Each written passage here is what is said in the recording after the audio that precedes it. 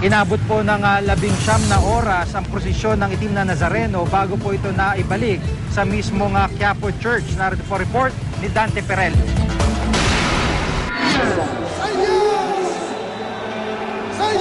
Alauna 1:30 na ng madaling araw kanina nang maibalik sa simbahan ng Quiapo ang imahe ng itim na Nazareno. Tumagal ng halos 19 na oras ang traslasyon. Sa kabila naman ng pagod at gutom ng mga deboto sa mahabang prosesyon, di pa rin matatawaran ng mainit na pagsalubong sa poon. Pasado alas 12 na ng hating gabi nang dumating sa Plaza Miranda ang unahan ng prosesyon. Pero ang mismong poon, malayo pa noon. Hirap kasi itong maipasok sa plaza dahil sa kapal ng tao.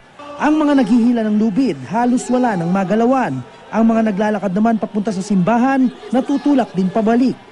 Kaya ang mga opisyal ng Quiapo Church nakiusap na sa mga deboto na magbigay daan. Nang maipasok naman ang poon sa simbahan, isinara ang mga pinto. Ang ilang deboto hindi na nakasunod sa loob. Humawak na lamang sa gate at doon na nag-alay ng dasal. Ang iba, nagpunas na lang ng bimpo sa andas na pinagpatungan ng imahen. Dahil sa pinagsamang init, siksikan at gitgitan, ilan sa mga deboto ang nasaktan. Sa huling tala ng Philippine Red Cross, mahigit 1,000 ang nabigyan nila ng serbisyong medikal. Kabilang dito ang mahigit 30 nagtamo ng major injury, gaya ng mga nahirapang huminga, inatake sa puso at nagtamo ng malalim na sugat. Halos 900 naman ang nagkaroon ng minor injury o yung mga nahilo, hinimatay o nagkaroon ng maliliit na sugat. May 11 naman na kailangang dalhin sa ambulansya sa malalapit na ospital.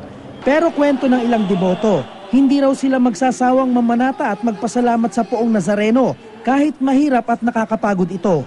Yung matawaran yung saya. Pero mahirap. Mahirap na masaya. Dahil taon-taon nandito kami. Manata na namin dahil nanay ko na-stroke 3 beses. Namanata ako sa poong Nazareno dahil marami kong hiniling sa kanya na natupad. From Nueva Ecija. Kahit ano mangyari? Anong kahilingan nyo? Anong kahilingan nyo natupad? Marami kong kahilingan sa kanya natupad. Matapos ang prosesyon, tumambad naman ang tambak na basura. Abot sa 20 truck ng basura ang nahakot ng mga taga-MMDA mula Quirino Grandstand hanggang Quiapo. Ang harapan naman ng simbahan ng Quiapo, binombahan ng tubig mula sa isang fire truck para malinis ang dumi at putik na naiwan dito. Sa assessment naman ng mga otoridad, bukod sa mas mabilis, mas organisado raw ang pista ng Nazareno ngayong taon.